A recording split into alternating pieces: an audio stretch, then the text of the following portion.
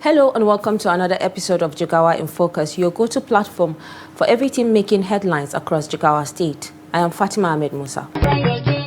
Now, JIGAWA State, a land of fertile plains, thriving farms, and a vision to feed the nation. Today, that vision extends beyond Nigeria's borders. Governor Malam Umar Namadi welcomes the Deputy Minister of Agriculture from the Republic of Liberia, David Akwe, on a study tour, a journey of knowledge exchange, agricultural innovation, and a shared goal, achieving food security for Africa. The Liberian delegation had one mission: to learn from Nigeria's leading rice-producing state. For Liberia, where rice is the staple food, but 70% is imported, this visit marks a step towards self-efficiency. Governor, permit me to first begin by thanking you. Say thank you for what you are doing for your people, for what you are doing for your state. On Sunday, we arrived in Nigeria via Abuja. And yesterday, we headed to Kano, where we spent the night last night. But when we got to Abuja, we were met upon our arrival by these two great young men, the two Abubakar. Please stand up so that I am asking them to stand up because I feel very, very much excited and happy about the kind of progress they are making in the agriculture sector. When they met us in Abuja, they took us to a very huge complex that they are building, processing facility. That is, if completed, we'll be processing up to 310 metric tons of rice per day. That shocked me. Then they told me, you have not seen anything yet. We want to take you to Kano so that you see what we are doing there. And so yesterday we arrived in Kano. This morning we headed for your state, where they took me to their field where they are doing 500 hectares of rice cultivation. From there, they asked me also to come and see what you, Honorable Governor, is doing for this state, the mechanization center. And I saw what you are doing, and they told me that is just the initial machines that you have brought to actually transform the agriculture sector in this country.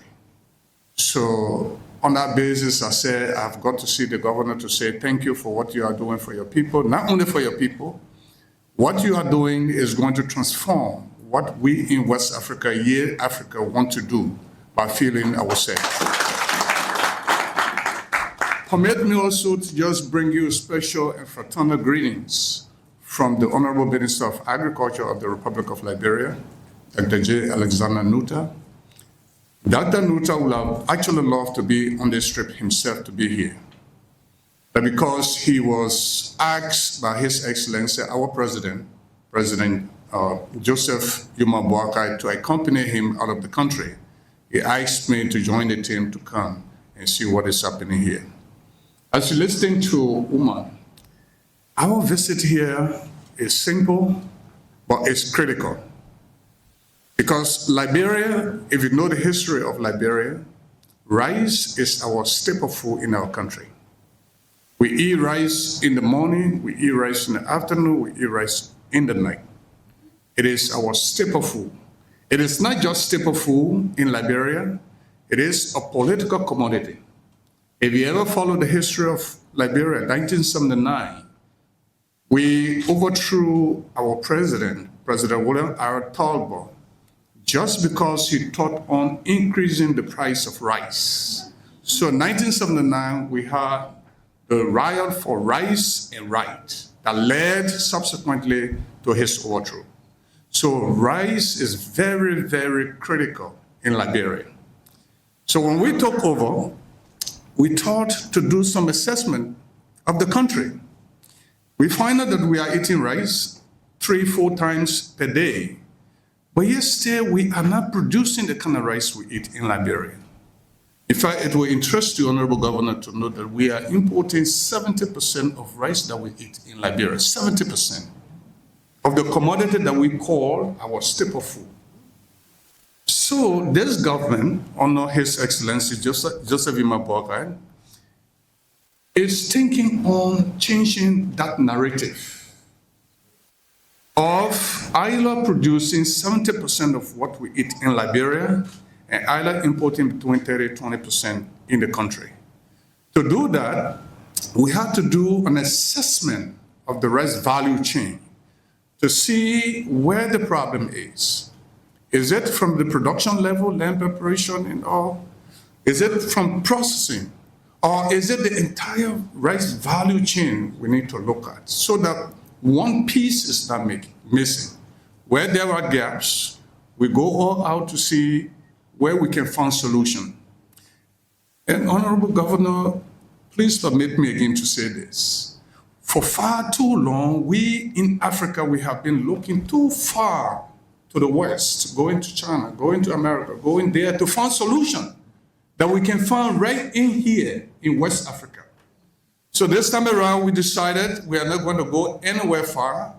We are going to go to our brothers in Nigeria to see what they are doing there, what we can copy from there. So we are here actually on a peaceful study of the rice value chain, what is happening here, how has Nigeria managed to actually progress from where they were to where they are, what lesson we can learn from them, what were the challenges they actually got, how they managed to overcome these challenges that they actually overcame. So then we met with Selva, these two young people, and their story touched me. Tell me that, look, we started with just 1,000 farmers, and it became difficult for us, but we did not back off. We still continue in the process until we are where we are. In fact, they told me the 500 hectares of land that I saw is just a minute portion of what they are doing. You see, on the other side, they have, in one place, 10,000 hectares of land that they themselves are cultivating. And besides that, they are also supporting smallholder farmers to produce so that they become off-taker to supply their meal in order to keep producing and supplying not just Nigeria, probably they are going to also be supplying the Republic of Liberia with rice. So we came, though we know the distance from here to Kano is far, but I said, if I do not see the governor today, it means I will sleep in his office. He will come the next morning and see me here. So, distinguished ladies and gentlemen, excellencies, honorable governor, the simple reason we are here is to study what you have been able to do, what you have been able to accomplish, so that we take that knowledge back to Liberia and see how we can transform our own rice value chain. Not only rice value chain, we have about 19 different value chains. But our critical concern is with rice, because rice is the staple food. Rice is a political commodity. So we want to be able to solve the issue of rice in Liberia.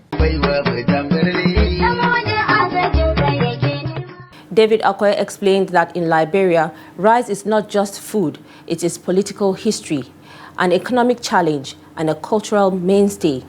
But here in JIGAWA, the story is one of growth.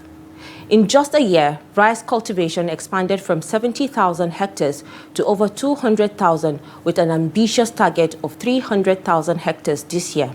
Governor Namadi showcased his administration's bold investment: 10 rehabilitated irrigation dams, 300 tractors, 60 combined harvesters, and a mechanization plant ensuring every constituency has access to farming equipment. For Liberia, these lessons could shape a new agricultural era. On behalf of the good people of Jigawa State and the government of Jigawa State, I want to sincerely thank the Honorable Minister for choosing to come to Jigawa State. I think this is an honor that we appreciate and we cherish very well. Honorable Minister, you are coming to Jigawa State for us to share ideas, not only on Saturday, for us to share ideas. I'm sure your interaction with our team, they must also learn something from you, apart from you taking something from us. And this is a good sign of brotherhood. So we thank you very much for giving us this honor. Agriculture, like you must have heard in the presentation, is the mainstay of Jigawa State economy. And when we came in as a government, we felt the only way that we can improve the economy of Jigawa State and improve the livelihood of our people is to improve agriculture. And that is why, from the onset, we had a baseline survey of the situations. We know where the problems are, and we start to deal with the problems one after the other. Like you said, even in Nigeria, rice is a staple food in Nigeria. It's a staple food, it's the main food. Rice is consumed more than any kind of food in Nigeria. So it's also the staple food in Nigeria. It is yet to be a political commodity, but certainly it's a staple food. So, Honorable Minister, agriculture is the only way forward for Africans. Because as long as we cannot feed ourselves, we are nowhere. There's no way we can move forward once we continue to import food for our people. So that is why in Jigawa State, we have a very ambitious program, especially for rice. When we came in the first year, 2024, as the time we came in 2023, we are not doing more than 55, 60, 70 hectares of rice. But 2024, we did over 200,000 hectares. We have done over 200,000 hectares. And this year, we are aiming almost close to 300,000 hectares. So we are progressing. Actually, what we are aiming at, by 2030, we should be able to produce 50% of the Nigerian rice requirement in Jigawa State. And, Honourable Minister, I think it is important to understand the climate change has a serious impact in rice production. So that is why in Jigawa State, we are shifting our focus from a rain-fed farming to irrigation. Because of the climate change, the rain-fed farming is facing a lot of challenge and a lot of problems. The rain is not stable, it's not consistent, and that has made it very difficult to have a very good projection of what you are going to have. Irrigation is quite expensive, but it's paying. So we are shifting our focus from rain-fed to irrigation. And that is why deliberately we are trying as much as possible to bring more land into production. How do we do that? We are doing that by so many ways. One, we are trying as much as possible to revamp our dams that has not been working. Currently, we have about 10 dams that are working, and we are all working to revamp them. That alone will give us almost 4,500 hectares that will come into production. And we know what that means. We are also trying to introduce industrial boreholes in upland areas where they don't have irrigation facilities, where you cannot even farm until during the rain period, because it's semi-desert areas. So as semi-desert areas, you cannot be able to do irrigation. But we have done an experiment that has proved is doable. We have experimented with industrial borehole, and it worked perfectly. So we are expanding the process. That is another way of approaching irrigation. We have even land in the desert. In a sandy area, you can also grow rice. And that is how far we have gone. So we are working toward that, and we are trying as much as possible to bring in private sector like them into farming. We have a very robust PPP arrangement. We have a very good, a one-stop shop investment promotion company, an agency. It's a fully one-stop shop. As an investor, you can come. Once they have done their due diligence on you, they will work for you almost everything. So that is attracting a lot of investors to Jigawa State. We also have a very good out-Rugoa scheme system in Jigawa State, where the government will come in to ensure that the investor and the farmers work hand in hand without anyone being cheated. And that has been a very good tool for attracting investors to Jigawa State. The mechanization program you have seen is, we have started the initial one. We have brought in new 300 tractors with all the implement. We have brought in 60 combine harvesters. We have brought in 150 planters. We have brought in 150 sprayers and all other equipment that are there. We are opening about 60 service centers. We have 30 state constituencies, and we are open 2 centers in each of the state constituencies. In each center, you will have at least a minimum of 5 tractors and 1 combine harvesters and other implements. So in a state constituency, you will have 10 tractors. And in each center, in addition to giving these tractors for hire service, for tractor hire service, is going to be subsidized for the smallholder farmers. A subsidy, very good subsidy. And in addition to that, each center will cultivate a minimum of 10 hectares. Minimum. So that it will keep the center year in, year round working. And what we intend to do, these centers, all the transaction on these centers is cashless. You will only come to book for the service, and the tractor will go and do a service for you. There is also a tracker on the tractor. A person in his office will understand where the tractor is, for how many hours it works, for how many hours has been idle. That can be strictly controlled from the office. And when you are going to pay money, we will have agent all over. That local farmer will go and talk to the agent will do the booking for him, and then the tractor will go and provide the service for him. So, actually, the mechanization program is a comprehensive one we are doing, and it will give a lot of subsidy to our people. Again, the issue of seed is very, very important in this respect. We have revamped our research institute, agricultural research institute. I'm sure you don't have time, you didn't go there.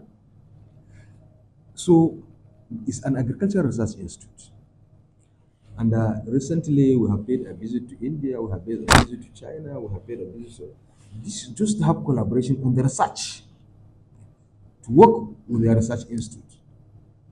And we have a collaborations with a seed company that is coming to here to establish a seed processing factory. That will allow us, our objective is to see that Jigawa State serve as a seed hubs for this country. We have introduced a local program that we call Rice Millionaires. What we did on the Rice Millionaires is simple. We have 11 federal constituencies in Jigawa State. In each federal constituency, we selected 100 youths. These youths, we gave them 2 hectares, 1 hectare. Each of them will give them 1 hectare of land. We provide all the input to them on loan basis. And what they will produce is only seed. It's not that they will, no, we have given them certified seed. so that they can produce seeds for us to uptake as a government. And it has been a very successful program. We started with rice and it worked very well for us. We also replicated for wheat. And also, so that's how we are replicating that. So seed is also very, very important. We need to work for the seed. Again, the issue of fertilizer. One of the major threats to agricultural production in Nigeria today is the issue of fertilizer. Our land are degrading year in, year out. The nutrients are dying. The fertility of the land is diminishing. So you must apply fertilizer for you to get a good yield. And the fertilizer is becoming very ambient and very can be afforded by the farmers. Very unaffordable. Today, I think a bag of NPK 50 kg is selling about 54,000, 55,000 naira. And for you to cultivate 1 hectare of land, you need 3 bags of NPK, at least 2 bags of urea.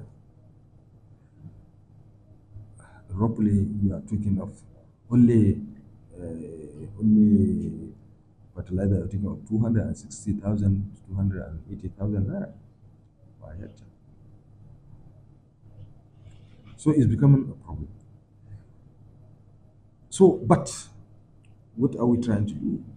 The only thing you will do is improve agronomic practices so that the yield will improve. Because when we came in, the yield a farmer is getting in Jigawa State is about 2.5 tons per hectare. But as at today, the average yield is almost 4 tons per hectare. There are those that are exceptional, making 5 to 6 tons per hectare. But the average yield as of today is 4 tons per hectare. So I'm sure with the mechanization, improvement in irrigation facilities, we are aimed at a minimum of 7 tons per hectare.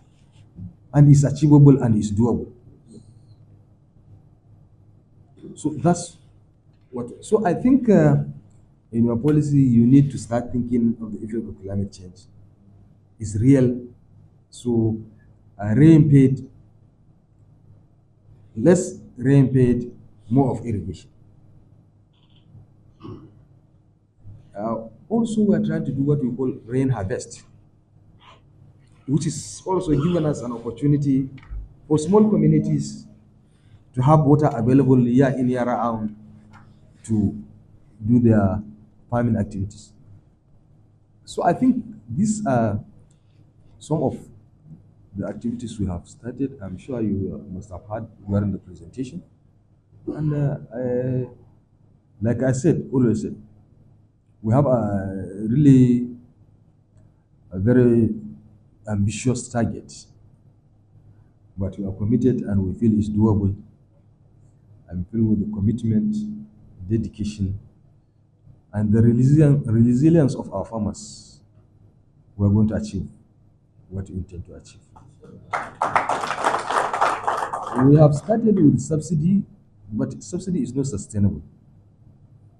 So as much as possible, we are trying to reduce subsidy year in, year out, so that at the end of it, we'll phase it out, so that will be the only way to be sustainable. Because by the time we continue to give subsidy, it will not be sustainable. So, but I'm sure the way we have studied it, and the way we are facing it, reducing it, then we'll be able to make a lot of impact on that.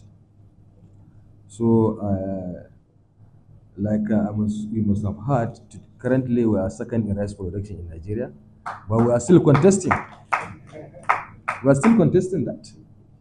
Contesting very well, because we feel we should be number 1. So, and that is what we are doing. And I wish you had more time to go to so many places. What you have seen is just a tip of the iceberg.